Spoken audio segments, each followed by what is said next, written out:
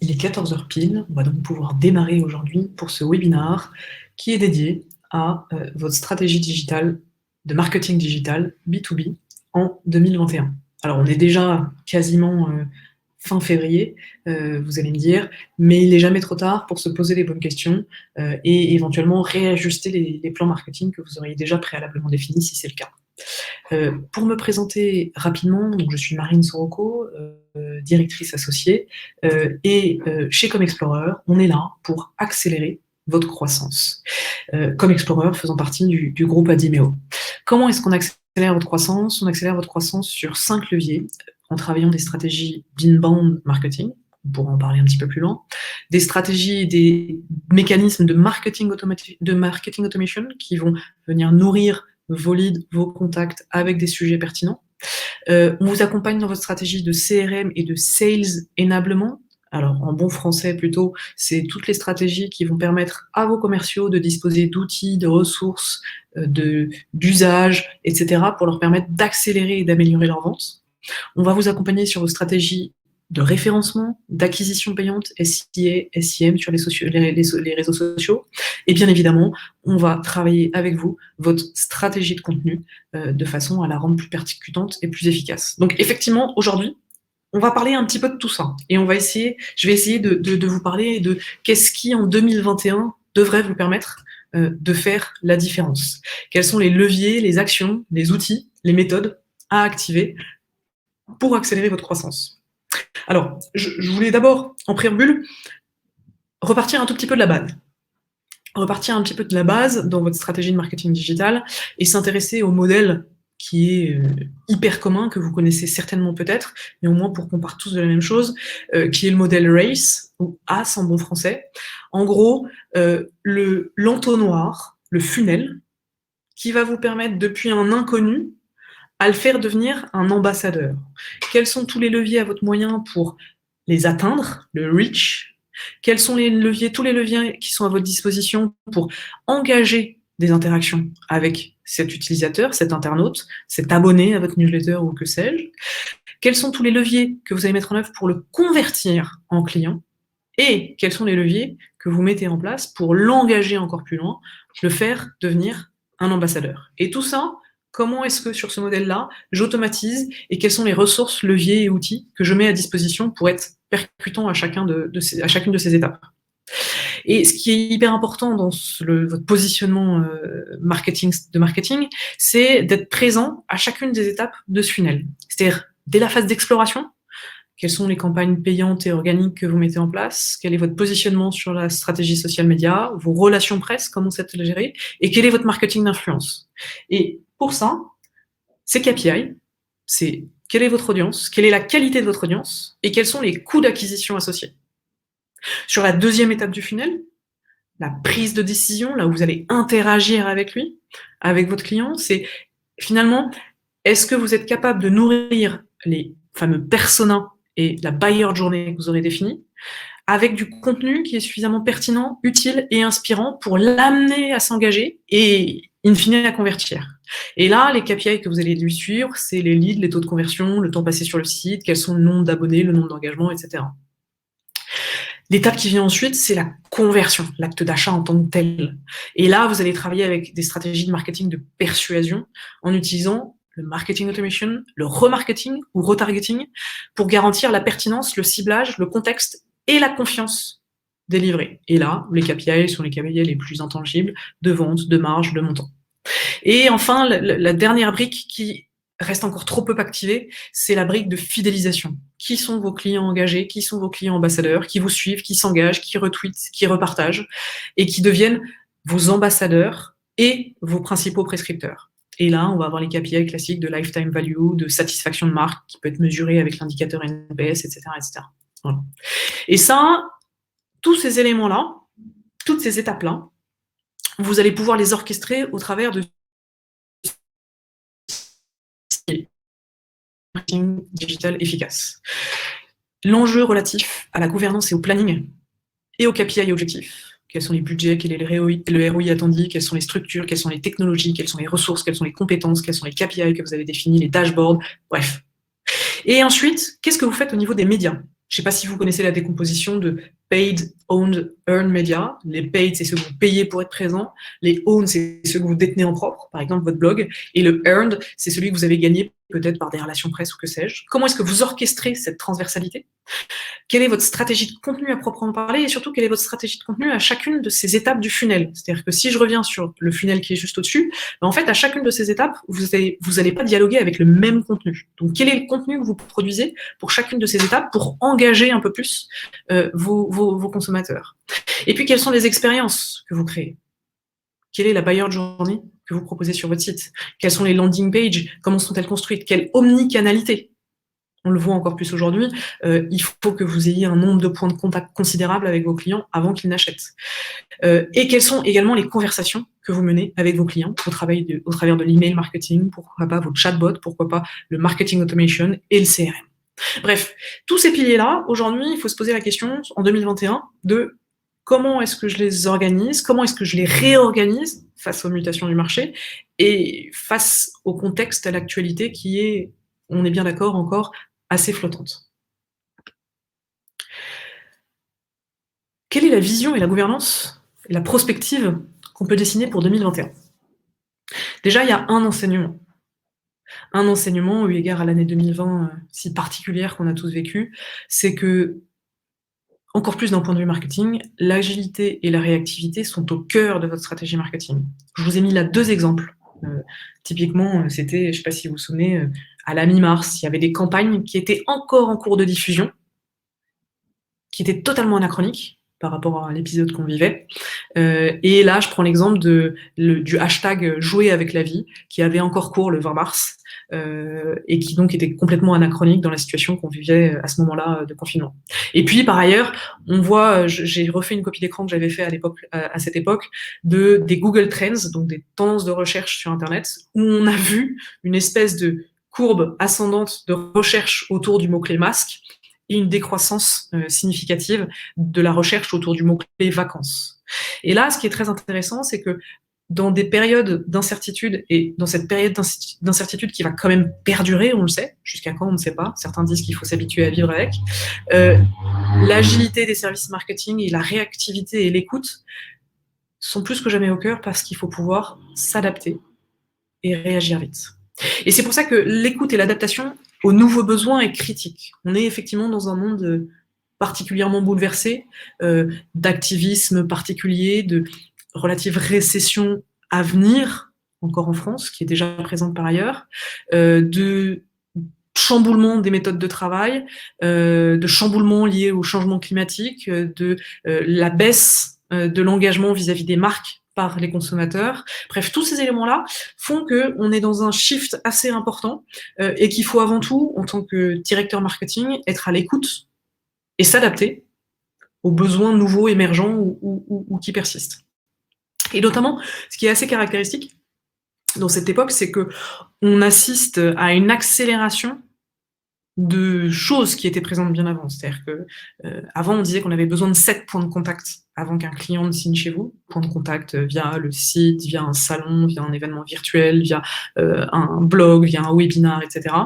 Aujourd'hui, on a démultiplié le nombre de points de contact. Aujourd'hui, on estime qu'il faut entre 7 et 15 points de contact avant qu'un client ne signe chez vous. Donc ça veut dire quoi ? Ça veut dire que l'omnicanalité est plus que jamais importante avec les clients. L'omnicanalité, c'est quoi ? C'est le fait que j'adresse un message cohérent et uniforme avec le même type de données clients, quel que soit le canal que j'utilise. Il faut donc pouvoir produire des contenus qui sont adaptés à chaque support, différenciés, et qui sont pourtant liés par une stratégie globale de marque. Et ça, c'est encore plus vrai aujourd'hui, puisque ne serait-ce que pendant le confinement, on a vu une activité et un temps passé sur Internet qui a totalement explosé, et qui est encore très vrai aujourd'hui. Ça veut dire aussi un autre point qui est important, c'est que aujourd'hui, on ne sait pas comment penser l'après. L'après, si tant est qu'un jour, il y a un après. L'après-restriction, l'après-télétravail, l'après, c'est... Et on gère aussi cette notion de visio-fatigue, le Zoom-fatigue qu'on évoque. Vous êtes aujourd'hui là en webinar, en visioconférence avec moi, on sait qu'on on est très nombreux à ne plus en pouvoir, de passer la journée assis derrière son écran, et qu'il faut trouver le moyen de rythmer, de changer, de trouver autre chose. Et c'est pour ça que je pense qu'il faut que dès à présent, on se projette dans l'hybridation de demain, du monde virtuel, du monde réel. Que les salons en ligne aujourd'hui qui sont mis en place sont peut-être un pis-aller, mais il va certainement en rester quelque chose. Et c'est justement cette transformation auquel il faut penser en 2021, parce que c'est là où vous pourrez prendre de l'avance, et c'est là où demain vous serez plus pertinent que vos concurrents, qui soit ne sont pas du tout sur le digital, soit sont full digital et ont perdu de vue l'importance de la relation humaine, etc. Et pour nous aider à penser ce demain, c'est la donnée qui doit être aujourd'hui le cœur de la transition. La donnée est plus que jamais au cœur de l'action des directeurs marketing. Et c'est vrai qu'un sondage qui a été fait récemment dit que 34% des directeurs marketing B2B citent comme première préoccupation la création de relations durables, engageantes et l'optimisation de l'expérience client. Et pour réaliser cet objectif-là, il faut connaître vos clients. La meilleure manière de connaître vos clients, c'est grâce à la donnée. Qu'est-ce qu'ils ont fait, d'où ils viennent, quels sont leurs contextes d'usage, quels sont leurs achats précédents, etc. Ça permet de fluidifier l'expérience client dans un parcours omnicanal, parce que votre client vienne sur un point de vente, qui vous appelle via un service téléphonique, ou qui vous chatte via un chatbot sur votre site internet, vous devez être en capacité de lui fournir une réponse qualifiée par rapport à son contexte, par rapport à ses données. Et ça, c'est d'autant plus important aussi dans un contexte où il faut aussi pouvoir qualifier le potentiel des leads. En B2B, si on met en place des stratégies d'inbound marketing, donc des stratégies d'attraction par des contenus, publications sur les réseaux sociaux, etc., il faut pouvoir donner aux commerciaux la qualification du lead, c'est-à-dire est-il chaud, est-il mature, a-t-il un potentiel? Et pour ça, c'est votre donnée, la qualité de la donnée que vous avez et la structuration de cette donnée qui fera que vous serez plus pertinent et qui vous permettra demain d'enrichir et de personnaliser les échanges.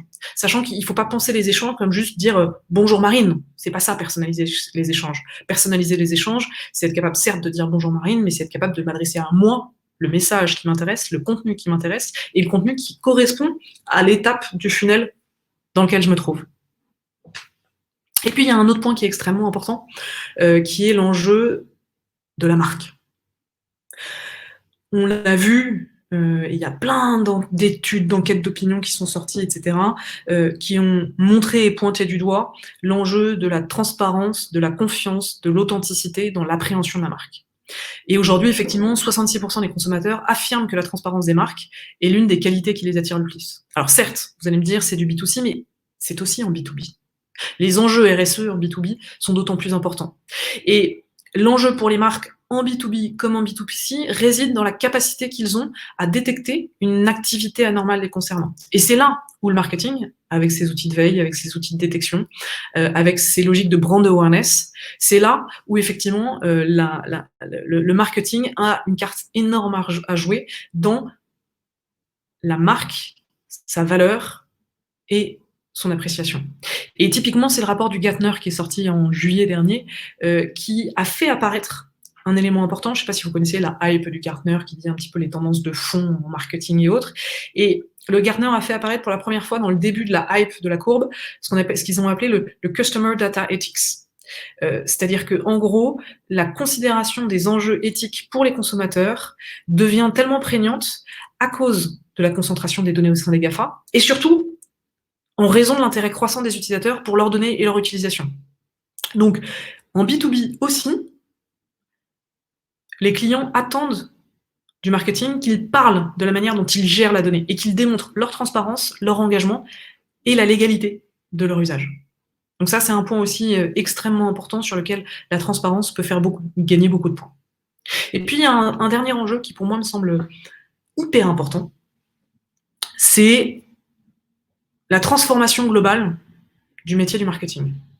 Le Gartner dit, alors, on peut dire ce qu'on veut sur les prévisions du Gartner, mais le Gartner dit en 2023, 25% des organisations, avec une belle faute d'orthographe, pardonnez-moi, 25% des organisations vont agréger le marketing, les ventes et le service client dans une seule et même fonction. Ça veut dire quoi? Ça veut dire que, en fait, on rentre dans une dynamique qui met tellement le marketing et le service client tout ça lié par la donnée, la data, la donnée client, qu'on peut s'attendre à ce que les vendeurs soient des marketeurs et que les marketeurs soient des vendeurs et que les administrateurs des ventes soient, etc., etc. Et ça, je pense que c'est une tendance de fond assez lourde qui doit faire repenser la manière dont on organise, dont on s'organise et dont les silos sont traditionnellement faits en entreprise. Voilà un peu pour quelques considérations générales. Je vais rentrer un peu dans le dur. Tout d'abord sur la question des leviers d'acquisition en 2021.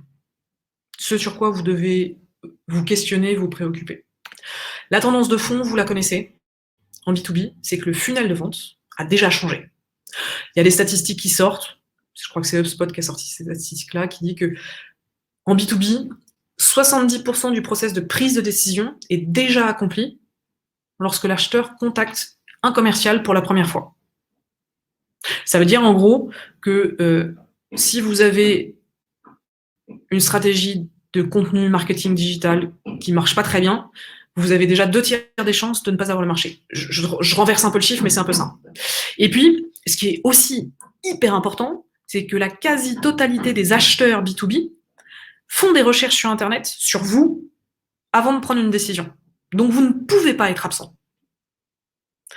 Et là, sur le schéma de droite, ce que vous voyez clairement, c'est qu'on a une inversion des forces entre, jusqu'à il y a quelques années, j'allais dire, les ventes, à partir du moment où le potentiel prospect émettait une considération, on passait dans une relation one-to-one avec le commercial. Là, ce dont on se rend compte, c'est que le marketing va aller potentiellement jusqu'à la conclusion de la vente dans le fait d'amener du contenu, de nourrir, de faire du marketing automation, de nouer une relation avec le client. Et ça, c'est considérable, ça veut dire qu'on est aussi sur un renversement proportionnel, potentiellement de force, entre l'importance du marketing en B2B versus l'importance du commerce.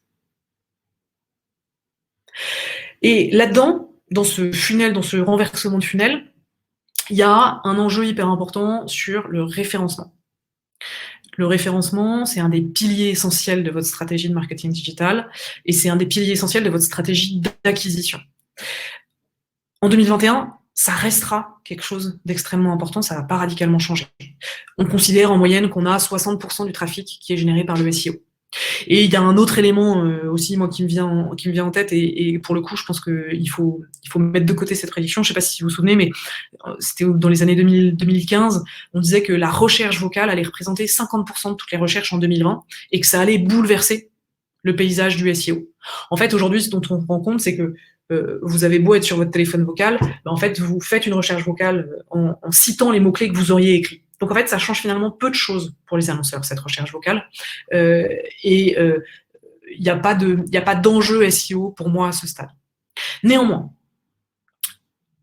Google devient un moteur de réponse.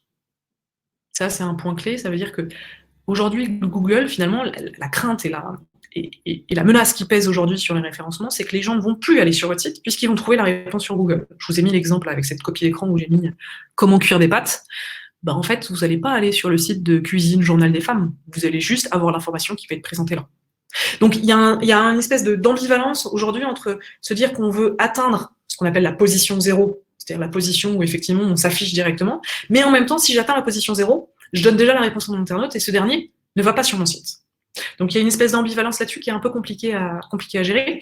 Mais néanmoins, ce qui est vrai, c'est que pour atteindre cette position 0, il y a une prééminence très importante de ce qu'on appelle la donnée structurée, c'est-à-dire la manière dont vous structurez votre site web, les métadonnées, le schema.org, pour faire simplement. Et donc ça, il y a un enjeu technique important pour vous assurer effectivement de pouvoir remonter dans les résultats de recherche grâce à ces données structurées. Et puis, il y a un autre enjeu qui va arriver en 2021 qui est extrêmement important, c'est l'expérience utilisateur. Google, à partir de mai prochain, va mettre en place un indicateur qui s'appelle Core Web Vitals, qui est en fait un indicateur de mesure de l'expérience utilisateur. Alors, je ne vais pas rentrer dans les détails ici, mais vous avez 3 mesures, LCP, FID, CLS, en guillemets, qui mesurent en quelque sorte le degré de vitesse et de rapidité et d'efficacité avec lequel les informations s'affichent sur la page. Donc, in fine, de l'ergonomie. À cela s'ajoute, est-ce que vous avez bien le HTTPS? Est-ce que vous êtes en navigation sûre? Est-ce que c'est adapté au mobile? La comptabilité et l'ergonomie mobile est très importante. ou d'éléments intrusifs qui viennent déranger. Ça, à partir de mai prochain, ça va être des signaux très importants qui vont être comptabilisés par Google dans votre SEO. Vous pouvez tester ça dès à présent via la Google Search Console, mais en tout cas, c'est un élément qui est clé et que vous devez prendre en compte d'ici à mai prochain, au risque, je dis bien au risque, le risque n'est pas mesurable encore aujourd'hui, au risque d'avoir une incidence réelle sur vos résultats de recherche. Le deuxième conseil que je donne aussi de plus en plus, c'est que on vient souvent nous voir pour nous dire il faut que je mette en place une stratégie de contenu, il faut que je crée des contenus, il faut que je produise, et j'ai un vrai problème, je n'arrive pas à produire des contenus, j'ai pas assez de temps, j'ai pas assez de gens, etc. chez moi. En fait, très souvent, quand on arrive chez des clients, ou même quand on est chez des clients depuis quelques années, on ne réutilise pas, on ne recycle pas les contenus existants. Et souvent, ce sont des ressources et une manne extrêmement importante. L'optimisation, c'est tout simplement, aujourd'hui, vous êtes peut-être en 4e ou 5e position sur la page de Google pour une requête donnée, c'est peut-être grappiller une position. C'est peut-être un contenu qui a été écrit pour un persona que vous avez fait il y a quelques années, c'est tout simplement le réécrire pour le remettre au goût du jour. L'effort est moindre, mais l'impact en termes de SEO peut être considérable. Un autre point sur la question d'acquisition, si vous faites des campagnes Google Ads, c'est que vous avez certainement vu passer des logiques d'acquisition de type Smart Shopping et autres. C'est-à-dire que Google, aujourd'hui, dans sa stratégie d'aller vers des PME, TPE, plus petits marchés, etc., a mis en place des logiques d'enchères automatisées où vous ne définissez que votre stratégie d'enchère, à savoir est-ce que vous recherchez la notoriété, est-ce que vous recherchez le meilleur couple par clic, est-ce que vous cherchez le plus haut panier, etc. Et c'est lui-même qui va optimiser le volume d'enchères, etc. Et ça, c'est une belle promesse qui a été hyper intéressante quand elle a été annoncée. Le seul problème là-dessus, c'est que si vous mettez en place des stratégies d'automatisation via Google Ads aujourd'hui, d'une part, ça peut parfois vous coûter beaucoup plus cher. Ça, c'est vrai, parce que vous n'avez pas une maîtrise totale. Il y a vraiment un côté black box qui est assez difficilement lisible. Et surtout, ça ne fonctionne que si vous avez déjà de l'historique sur lequel vous appuyez, c'est-à-dire de l'historique dans Google Ads. Donc c'est vrai que si demain, vous vous dites, je vais lancer des stratégies d'acquisition payantes via Google, la recommandation, c'est ne travaillez pas tout de suite avec les outils d'automatisation de Google Ads pour d'abord se faire la main sur de l'optimisation manuelle afin de voir ce qui marche mieux.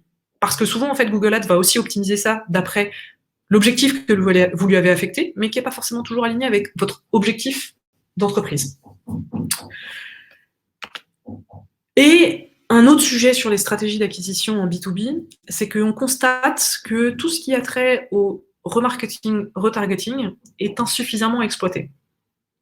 Alors, remarketing, retargeting sont des stratégies qui font que, et que vous avez déjà certainement expérimenté en tant que consommateur, qui font que vous êtes allé une fois sur un site d'achat de chaussures, par exemple, et pendant les 15 jours qui suivent, vous avez des annonces, acheter des chaussures pour vous inciter à retourner sur le site en question. Ça, c'est les stratégies classiques de retargeting, c'est je recible un client avec de la publicité qui est déjà venue chez moi. Le remarketing, c'est par exemple plus, vous avez été sur un site, vous vous êtes inscrit à une newsletter et vous avez fait un panier que vous n'avez pas poursuivi, on va vous relancer pour le panier abandonné. Ça, c'est du remarketing, c'est plus une stratégie d'email et autres. En fait, ce dont on se rend compte, c'est qu'en B2B, ces stratégies-là sont quand même relativement un peu exploitées. Et pour autant, elles sont extrêmement intéressantes.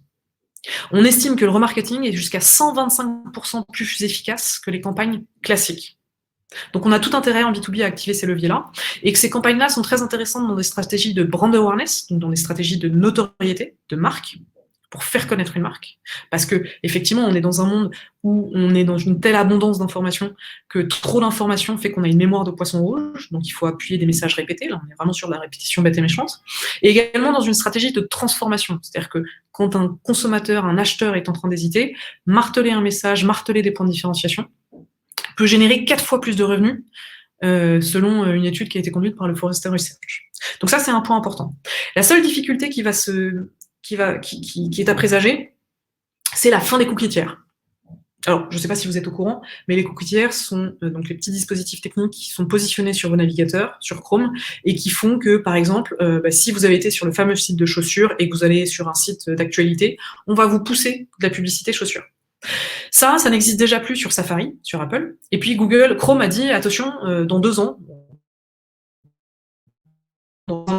ça n'existe plus. Donc il faut trouver de nouveaux leviers pour réinventer cette publicité ciblée. Donc ça, c'est un enjeu qui est extrêmement important parce qu'il va falloir réinventer les mécaniques de retargeting, remarketing. Mais rassurez-vous, je pense que ça n'aura que peu d'influence sur nous, dans le sens où Google est déjà en train de trouver la parade et que vous avez beaucoup d'autres acteurs qui sont déjà aussi en train de trouver la parade. Néanmoins, il y aura certainement des questionnements et des adaptations à avoir sur votre stratégie, justement, de remarketing, retargeting. Et vos stratégies de personnalisation aussi, bien évidemment. L'une des constantes qui reste importante dans vos stratégies d'acquisition, c'est que LinkedIn, que vous exploitez peut-être déjà, reste toujours clé dans votre stratégie de brand awareness et ce qu'on appelle le sales enablement. Et c'est là où c'est intéressant dans ce qu'on appelle l'alignement marketing sales, c'est que d'un côté, vous avez vos commerciaux qui très certainement utilisent LinkedIn pour s'informer, relayer des informations avec les prospects, etc. Et de l'autre côté, vous avez vous qui peut-être lancer des campagnes LinkedIn Ads pour travailler le brand awareness ou pour diffuser des contenus premium et autres. L'enjeu ici, demain, en 2021, en 2022, c'est de faire cet alignement sales et marketing de façon à ce que effectivement les messages qui sont diffusés côté marketing correspondent à ceux qui sont poussés par vos commerciaux. Et c'est là où intervient un sujet qui est extrêmement intéressant, si vous n'êtes pas déjà penché sur cette question-là, c'est la question de l'account-based marketing. Encore un gros mot, vous allez me dire. Mais l'account-based marketing, c'est une stratégie qui est particulièrement intéressante pour vous dire, si vous êtes en B2B sur des comptes clés, si vous avez des key account managers, des CAM, si vous avez des clients extrêmement importants avec des ramifications d'organigrammes très diverses, si vous avez besoin de targeter ces gens-là très précisément, le account-based marketing est un excellent outil pour vous permettre de leur pousser du contenu à très haute valeur ajoutée, via les réseaux sociaux, par exemple LinkedIn, et fournir à vos commerciaux de nombreux moyens de venir nourrir la relation avec ces cibles identifiées. Et c'est là sans doute où il y a un shift qui est intéressant et qui est à attendre en 2021 en B2B, c'est de se dire que d'un côté, vous avez certainement déjà déployé des stratégies d'inbound marketing. Alors, je fais un petit focus rapide pour ceux qui ne connaissent pas les stratégies d'inbound marketing, mais en gros, l'inbound marketing, c'est comment je fais venir à moi via les réseaux sociaux, mon blog, mon référencement, etc. Des gens qui sont intéressés non pas par mes produits, mais par des contenus qui correspondent à leurs besoins réels. Et comment progressivement je les nourris avec du contenu à plus forte valeur ajoutée pour les faire considérer et leur faire se dire « Ah oui, Adimeo comme Explorer est une boîte intéressante ». Comment je les transforme. Donc ça, c'est une stratégie, on va dire, de masse et qui a pour défaut parfois de produire beaucoup de déchets. Ce qui veut dire qu'il faut souvent travailler ce qu'on appelle le lead scoring, c'est-à-dire la qualification des leads, pour s'assurer que sur 100 leads qui sont collectés, j'en ai peut-être 5 que je vais travailler par mon commercial. À cela, donc cette stratégie d'account-based marketing vous permet d'être beaucoup plus ciblé, targeté, et finalement précis dans votre ciblage, et surtout dans la logique de personnalisation. Parce que c'est sans doute un des enjeux les plus importants pour vous cette année, c'est la personnalisation des contenus. Je vais en reparler un peu plus tard, mais l'infobésité, l'abondance d'informations, on est submergé d'informations, on ne lit plus rien, on a une mémoire de poisson rouge, fait que plus un contenu est mainstream, générique ou pas ciblé, pas qualifié, je ne vais pas le regarder. Et donc c'est dans cette stratégie de ciblage, de personnalisation, de pertinence que vous allez pouvoir marquer des points et intéresser vos destinataires. Ce qui me fait une excellente transition sur comment est-ce que vous allez repenser votre stratégie de contenu. Aujourd'hui, on est clairement dans un drame qui est que on produit de manière exponentielle des contenus et pour autant, la capacité de consommation de nos acheteurs reste la même. On peut consommer un peu plus, mais en tout cas avec une capacité de mémorisation qui, elle, reste la même. La clé sur ces sujets-là, c'est de faire moins et mieux. Aujourd'hui, on est face à une saturation de l'espace. On l'a particulièrement vu pendant la crise Covid, où il y avait communication à tout va, des webinars à tout va, etc. 70% des internautes ne sont pas intéressés par le contenu publié par les marques sur les réseaux sociaux. Sur les réseaux sociaux, les gens veulent avant tout communiquer entre eux, pas avec les marques. Et c'est pour ça que l'enjeu aujourd'hui pour vous, c'est pas de produire du contenu, c'est de produire le contenu. C'est de produire le contenu avec un vrai ROI. Le contenu sur lequel vous allez pouvoir travailler la pyramide des contenus. Pour un sujet donné, par exemple un contenu premium, vous allez pouvoir le décliner, le recycler en plein d'autres articles, mèmes, images, codes, gifs, stories, etc. et réutiliser ce contenu, le recycler et diffuser sur les réseaux sociaux. Et là, ce qui est intéressant pour vous, c'est qu'il faut que vous réfléchissiez à l'immense diversité de typologies de contenu que vous pouvez utiliser. Je ne vais pas vous montrer là la diversité des contenus et à quel moment les contenus sont les plus adaptés. Typiquement, on sait que les témoignages clients sont beaucoup plus adaptés pendant les phases de décision et les articles de blog sont beaucoup plus adaptés pendant les phases d'awareness, c'est-à-dire les phases de considération. Mais toujours est-il que pour un sujet donné, la meilleure stratégie que vous pouvez avoir, c'est de décliner, saucissonner votre contenu en plusieurs micro-items. Et sur ce slide-là, je vous ai mis un lien vers le blog de Gary Vaynerchuk qui démontre la méthodologie de comment, à partir d'un contenu premium, il est capable de créer 64 contenus différents. Vous verrez là, je crois que c'est des slides, ils sont assez instructifs. L'enjeu, finalement, c'est de trouver un équilibre. Effectivement, l'enjeu de demain, c'est de trouver un équilibre entre suffisamment d'articles de blog, suffisamment de pillar page, vous savez, les fameuses pages assez longues qui vont vous permettre de vraiment bien vous référencer, et suffisamment de contenu premium, c'est-à-dire de contenu à télécharger qui va vous permettre de récupérer du lead. À cela s'ajoute aussi une considération importante, c'est la montée en puissance des podcasts. Alors, c'est un phénomène qui est beaucoup plus visible aux États-Unis, puisque il y a une stat qui m'étonne, mais en gros, c'est une stat d'édition de recherche qui dit qu'en moyenne, les Américains passent 17 heures par semaine à écouter des podcasts. Bon, je le crois pas trop, mais voilà. Mais en tout cas, ce qui est intéressant, c'est qu'en France, ça monte. Les Français, la moitié des Français ont écouté des podcasts au cours des derniers mois, surtout en période de confinement. La montée en puissance des podcasts, ça doit s'associer pour vous, si vous décidez de vous lancer sur une chaîne, avec la régularité, le côté un peu de série. Le fil rouge qui permet de suivre chaque épisode les uns après les autres. Le côté inédit et storytelling, et surtout, bien évidemment, adapté aux préoccupations de votre cible.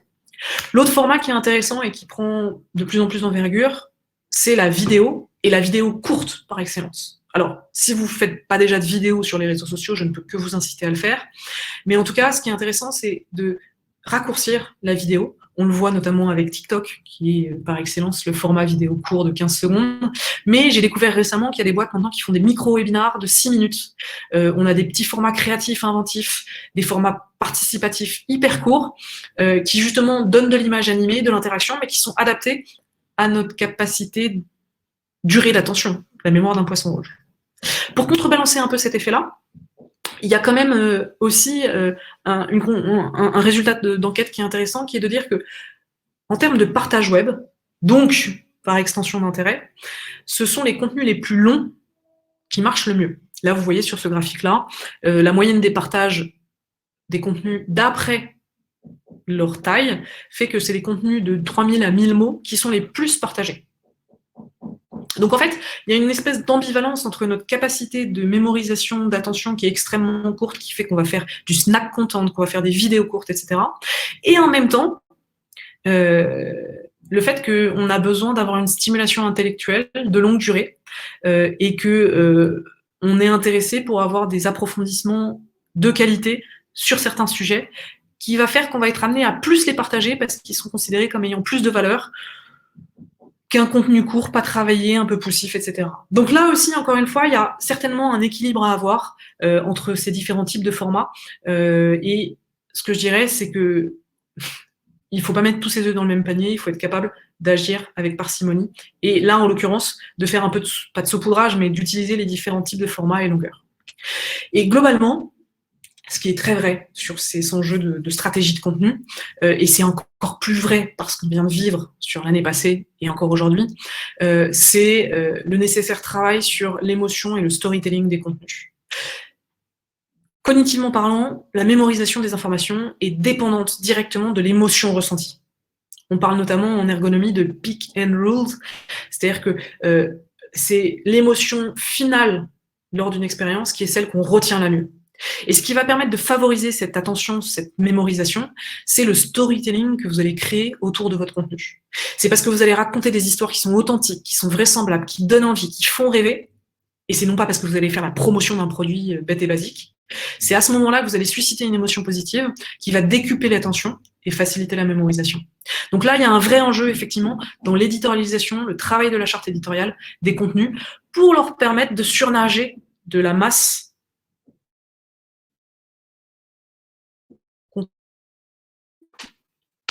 Et il y a un dernier point sur lequel je voudrais aujourd'hui faire un focus, c'est l'accélération, la maturation, le niveau de maturité auquel on arrive sur les stratégies de marketing automation. Alors, vous en faites peut-être déjà, vous en faites peut-être pas. En tout cas, si vous n'en faites pas, c'est un enjeu clair pour vous aujourd'hui dans l'accélération du nurturing d'élite. C'est-à-dire que, en fait, quand on construit un projet de marketing digital, on va s'intéresser d'abord à l'acquisition, on va mettre plein de choses en place sur l'acquisition, et puis le marketing automation, le nurturing d'élite, ce qui va venir nourrir et engager vos clients, il est parfois un petit peu plus délicat à engager. Ce qui est intéressant, c'est de voir que le marketing automation, aujourd'hui, il est majoritairement utilisé dans des stratégies de lead nurturing. Dans ce que j'expliquais, le fait de nourrir vos leads pour progressivement les faire remonter dans le funnel de transformation et qu'ils deviennent de plus en plus chauds et mûrs pour votre force de vente. Ce qui est important aujourd'hui, c'est de se dire que, surtout dans des périodes d'incertitude économique où on a tendance à privilégier ses clients existants plutôt que la conquête de nouveaux clients, c'est que ce marketing automation, il doit travailler certes vos futurs clients, mais aussi, surtout, vos clients actuels. Vos clients actuels pour augmenter ce qu'on appelle le lifetime CLIC value, c'est-à-dire la durée de vie d'achat et le panier global que votre client va vous apporter. Il faut donc travailler avec vos clients et en marketing automation sur l'ensemble du funnel, ne pas se concentrer uniquement sur la partie qu'on appelle bottom of the funnel, c'est-à-dire au moment de la transformation. Et il faut réfléchir à ce qui se passe une fois qu'un prospect est rentré dans les pipelines de vente. C'est-à-dire qu'une fois que votre lead a saisi un formulaire, travaillez ce qui se passe avant. Travaillez justement tout ce qui va apporter de la valeur pour les commerciaux et faciliter leur travail. Et justement, c'est là où le marketing automation va vous permettre de nettoyer vos bases à partir des données que vous aurez collectées, des doublons, des prospects qui ne sont pas mûrs, des prospects qui n'en sont pas, etc., qui va vous permettre de les segmenter. Il a cliqué sur tel item, sur telle catégorie, donc il va être intéressé par tel sujet, donc je vais lui repousser l'information sur ces sujets-là. Ça va vous permettre bien évidemment de travailler l'alignement entre les équipes commerciales et le marketing, les équipes commerciales ayant la charge de vous dire, ben, là, tel client qui est arrivé, il n'est pas forcément très intéressant pour telle et telle raison, il n'était pas suffisamment mûr, donc vous allez pouvoir réviser tout votre travail sur le lead scoring. Et c'est là aussi, surtout, le marketing automation, vous allez devoir de plus en plus l'utiliser pour travailler la personnalisation. Je vous le disais en introduction, c'est pas suffisant d'avoir juste un bonjour Marine. Ce qui est extrêmement important, c'est d'avoir des bases segmentées sur lesquelles vous allez adresser les bons messages avec les bonnes informations et avec les bonnes solutions. Et c'est là où vous allez pouvoir travailler un marketing automation qui va être orienté valeur, solution, expertise, plutôt que produit. Aujourd'hui, le marketing automation est bien trop utilisé pour annoncer les nouvelles releases, les nouveaux produits, les nouvelles gammes de produits, mais ça ne travaille pas la solution côté client B2B. Et c'est là où sans doute très certainement on peut opérer un shift pour, j'allais dire, apporter encore plus de valeur au client et faire en sorte que la boucle d'email que vous lui envoyez, elle soit pas mise au rebut, mais elle soit lue parce que votre interlocuteur sait que ça va lui apporter de la valeur. Voilà pour ce webinaire sur la stratégie marketing digital en 2021. C'est très court, très dense. Il y aurait plein d'autres choses à dire. J'ai essayé de faire un focus sur quelques points qui me paraissaient saillants pour vous sur 2021. Peut-être que j'ai utilisé des termes ou des mots qui étaient peut-être un peu trop abscons pour vous, c'est possible. C'est toujours un peu délicat de savoir de quel niveau on part, j'allais dire. Donc, n'hésitez pas, c'est l'occasion à me poser quelques questions sur le chat, et je vois qu'il y en a déjà. Alors, François, effectivement, je suis passée un peu vite. Vous avez une des questions qui est quelle est la définition de l'account-based marketing? L'account-based marketing, c'est une stratégie marketing qui va vous permettre de cibler et de targeter des comptes clés, des personnes clés au sein d'une organisation, au sein de plusieurs organisations. C'est-à-dire plutôt que d'avoir une approche très large où je diffuse en masse du contenu, je vais me dire que par exemple si je cible, je sais pas, vous ciblez Coca-Cola par exemple, vous voulez vendre quelque chose à Coca-Cola, ou vous voulez vendre quelque chose à Pepsi ou que sais-je, mais vous allez identifier les personnes cibles de cette organisation, vous allez produire ou recycler du contenu utile pour ces personnes-là. Vous allez les targeter sur les réseaux sociaux, via des emails, via vos newsletters, et vous allez construire et accompagner le discours de vos commerciaux avec ces contenus qui sont spécialement écrits, conçus pour eux. Voilà un petit peu de marketing. Alors, François, vous posiez la question, quelles solutions de marketing automation vous semblent intéressantes aujourd'hui? Il y en a beaucoup, beaucoup. Il y a un webinaire qu'on a fait il y a 6 mois, je crois, sur sur les solutions de marketing automation. Je vais citer quelques plus courantes, hein. Vous avez les solutions, j'allais dire, les plus simples, c'est-à-dire que c'est des solutions d'emailing qui ont rajouté des mécanismes de marketing automation type Sendinblue, type Mailchimp, etc. Ça, c'est vraiment le niveau 0. Ensuite, vous avez des solutions qui sont un peu plus élevées, type Plaisy ou autres. Vous allez avoir les solutions de CRM qui s'accolent à des solutions de marketing automation. Vous allez avoir Salesforce avec Pardot. Vous allez avoir des solutions all-in-one de type HubSpot. Là, encore une fois, ces solutions proposent plein de choses. Ce que je constate de manière générale, c'est que, en fait, c'est un peu comme Excel. Sur les solutions de marketing automation, généralement, on utilise 10-15% des potentialités de l'outil. Donc, si vous démarrez un projet de marketing automation, ça sert à rien d'aller prendre un Pardot ou un Marketo qui sont la Rolls-Royce, mais tapez un peu plus bas pour déjà démarrer vos premiers workflows. Voilà. Alors, Marianne, les Core Web Vitals, ce sont 3 indicateurs clés que Google a mis en place et qui vont lui permettre de mesurer l'ergonomie d'un site internet. L'ergonomie, alors, je suis un peu, comment dire, c'est pas vraiment l'ergonomie au sens UX propre du terme, c'est plutôt mesurer la validité des pages au regard de la vitesse, du temps de chargement, de l'efficacité d'affichage des contenus, etc. Voilà un peu ce que c'est en tant que tel. Alors, Sylvana, y a-t-il des outils d'ABM de référence? Alors très souvent, l'ABM est accolé à des stratégies d'inbound marketing et de marketing automation. Donc, vous allez avoir les solutions, les grosses solutions de type Marketo, Pardot, HubSpot, qui vont proposer des solutions d'ABM, qui vont très bien marcher. À ma connaissance, j'ai pas d'outils d'ABM dédiés, parce que justement, on est sur des targeting très fins. Mais les outils qui font de l'inbound marketing ou du marketing automation font très bien de l'ABM. Oui, et François, le catégorie management version digitale, tout à fait. Alors, Marianne, finalement, pas vraiment de différence entre marketing digital B2B et B2C. Si, en fait, il y a plein de différences que je pourrais citer. On est sur des cycles de vente et d'achat qui généralement sont effectivement plus longs, souvent du multidécisionnaire. Donc ça, de fait, ça change votre manière d'approcher les comptes. Typiquement, ça amène à faire de l'account-based marketing. On ne fera jamais de l'account-based marketing en B2C. D'autre part, dans la stratégie de gestion des contenus, on va être aussi différent dans le sens où en B2C, on va peut-être plus parler de brand content, c'est-à-dire la marque type Red Bull, que vous connaissez peut-être, ou Coca-Cola, qui sait, va produire du contenu affinitaire avec ses clients, tandis qu'on va produire, nous, du contenu marketing qui va être du contenu d'intérêt. C'est-à-dire que si vous êtes aujourd'hui, je sais pas moi, ingénieur d'affaires dans un bureau d'études techniques et que vous allez acheter de mes produits, moi, je vais vous produire du contenu qui va vous permettre de mieux faire votre métier. Je vais pas vous vendre mon produit ni ma marque, mais je vais vous aider à faire votre métier. Comme là, aujourd'hui, je vous aide à faire votre métier de marketing.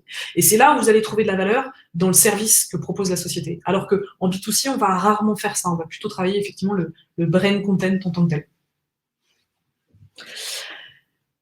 Oui, il y aura un replay, bien sûr.